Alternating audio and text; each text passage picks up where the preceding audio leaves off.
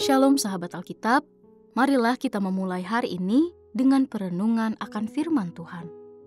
Bacaan Alkitab kita pada hari ini diambil dari Ayub pasalnya yang ke-37 ayat 1 sampai dengan 12. Sungguh, oleh karena itu hatiku berdebar-debar dan melompat dari tempatnya.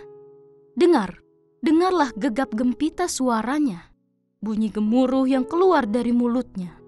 Ia melepaskannya ke seluruh kolong langit dan petirnya ke ujung-ujung bumi. Kemudian suaranya menderu.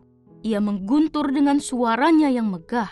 Ia tidak menahan kilat ketika suaranya terdengar.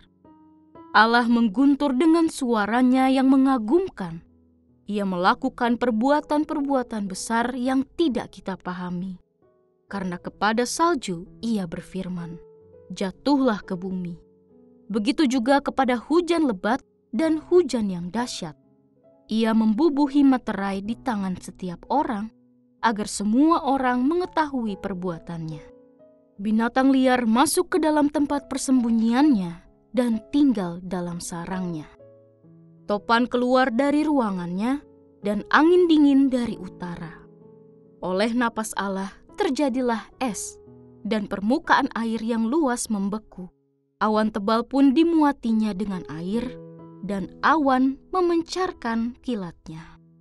Lalu kilatnya menyambar-nyambar ke segala penjuru menurut pimpinannya, untuk melakukan segala yang diperintahkannya di permukaan bumi. Sahabat Alkitab, pernahkah Anda merasa hidup Anda tiba-tiba menjadi kacau? Seperti langit cerah yang dalam sekejap berubah menjadi mendung dan hujan badai. Pekerjaan yang dulu stabil mendadak goyah. Relasi yang harmonis berubah menjadi penuh jarak. Kesehatan yang baik kini diwarnai kekhawatiran. Bahkan batin yang biasanya tenang kini mudah cemas dan kosong. Hidup rasanya berubah dengan cepat. Terang dan badai datang silih berganti dengan begitu cepat. Bisakah kita menghadapi ragam dinamika kehidupan tersebut? Mungkin yang perlu kita perlengkapi adalah cara pandang yang baru dalam melihat peristiwa-peristiwa tersebut, termasuk badai yang hadir di hidup kita. Pada hari ini kita akan melihat pendapat Elihu untuk melihat badai dalam perspektif lain. Pada pasal yang ke-37, Elihu mengawali pidatonya dengan mengatakan, "Sungguh, oleh karena itu hatiku berdebar-debar." Ia sedang berbicara tentang pengalaman batin yang dalam saat menyadari kehadiran Allah dalam badai, baik badai di langit maupun badai hidup. Guntur, kilat, angin, dan hujan, menurut Elihu, bukanlah sekedar fenomena alam, mereka adalah sabda kosmis, firman tanpa kata, tetapi tidak tanpa pesan. Tradisi Ibrani seperti Mazmur 29 menggambarkan guntur sebagai suara Tuhan.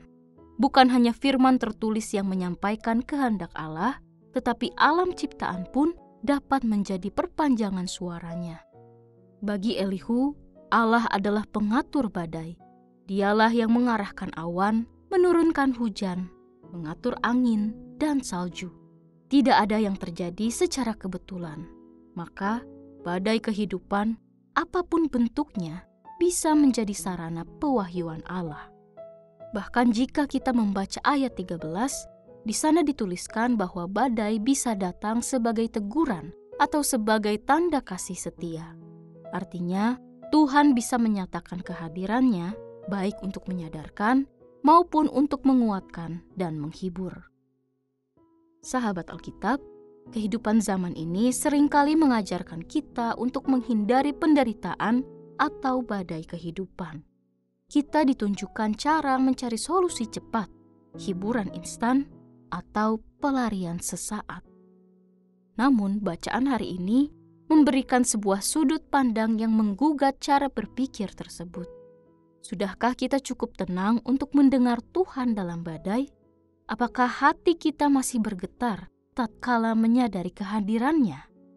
Elihu tidak mengajak kita untuk menikmati badai, tetapi untuk menyadari bahwa Tuhan tidak diam.